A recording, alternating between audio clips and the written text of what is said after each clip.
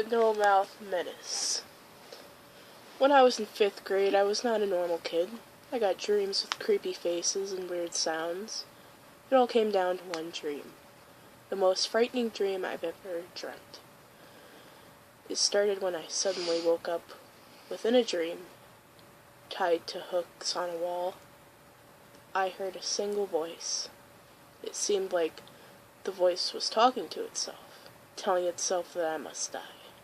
I was half naked, scared, but I couldn't scream for help, or he'd know I was awake.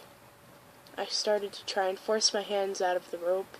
I broke my right wrist, but I was loose and in pain, unable to speak or scream. I was in a window. I saw a window, and I opened it.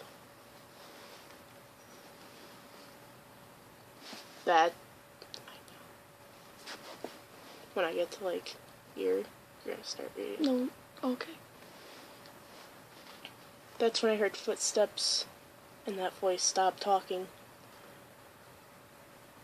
I went out the window and scaled down the fire escape, and there I stood, in what seemed to be an abandoned city. A city I've seen before. Never seen before. Okay. No cars, empty, dark buildings everywhere.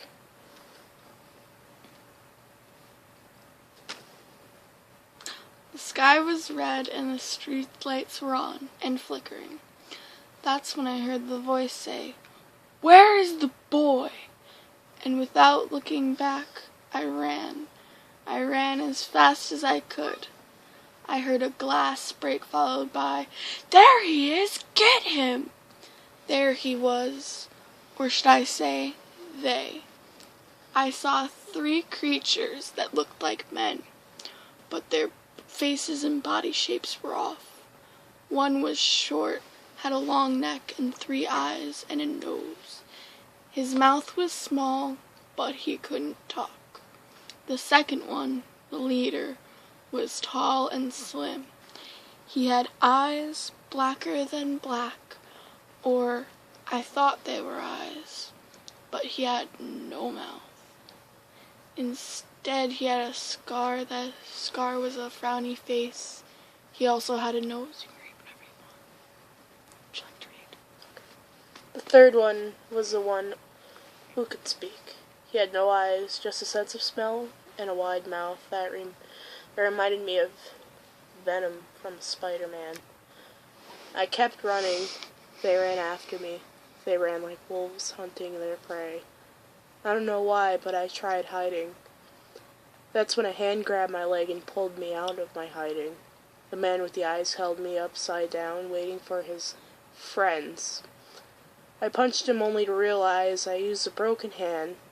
He let go. I hit him in the eye that was in the middle. I found his weak spot. I ran through the endless city with 3 madmen chasing after me. I was cold, bare feet, and bleeding from my feet and wrist. I saw a hospital, but the fear of them catching me was too high. So I kept running, and I took a left turn. Now I was standing in an alley and with no way out, and the 3 things came closer. The one in the middle took out a sharp blade. It was curvy. He then proceeded to stab the 3-eyed thing in the chest and splitting him in 2 pieces. I was in shock, standing there, frozen. The mouth asked if I was dead yet, and the answer he got was a blade into his mouth, through the back of his head. I closed my eyes, waiting for so-called fate to take anywhere but this place.